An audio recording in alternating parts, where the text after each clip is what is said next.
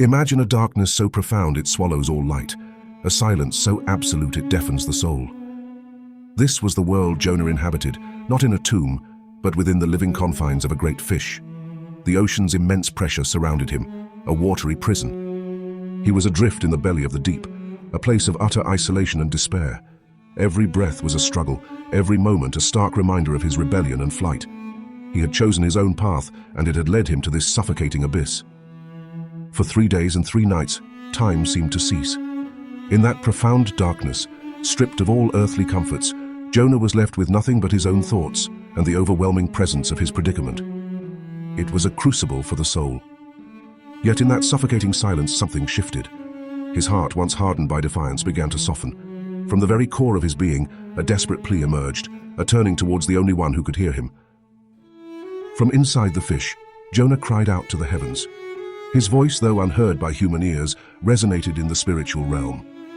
It was a prayer born not of convenience, but of utter brokenness and a desperate need for divine intervention. He prayed, "In my distress I called to the Lord, and he answered me. From deep in the realm of the dead I called for help, and you listened to my cry. The engulfing waters threatened me, the deep surrounded me. But you, Lord my God, brought my life up from the pit." This was more than a mere cry for rescue. It was a profound confession of faith.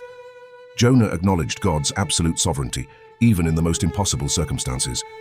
He recognized that his very life was in the hands of the Almighty. His prayer was also a solemn vow. He committed himself anew to the mission he had so desperately tried to escape. In the belly of the fish, his purpose became clear, and his heart was finally aligned with God's will. He understood that true deliverance was not just from the physical depths, but from the spiritual rebellion that had led him there. His repentance was complete, and his spirit was ready to obey. Then, by the command of the Lord, the great fish responded. With a mighty heave, it vomited Jonah onto dry land. What began as an inescapable despair transformed into a miraculous moment of mercy. He stood on solid ground, breathing fresh air, a living testament to God's boundless grace. The darkness was behind him, and a new dawn had broken. His second chance was not just a possibility, but a tangible reality. Jonah's heart, once fleeing from divine instruction, was now ready to follow. His journey from the depths of the sea to the dry land mirrored the journey of his soul from rebellion to redemption. Jonah's story reminds us that even in our darkest, most isolated places, God hears our prayers. No pit is too deep, no despair too profound for his voice to reach us. His mercy extends to the very depths of our being. He lifts us from the abyss, not because we deserve it, but because of his unfailing love. He offers us another chance, a fresh start, to walk in his purpose and fulfill the calling he has placed upon our lives. Let us never forget that even when we stray, God's hand is always reaching out.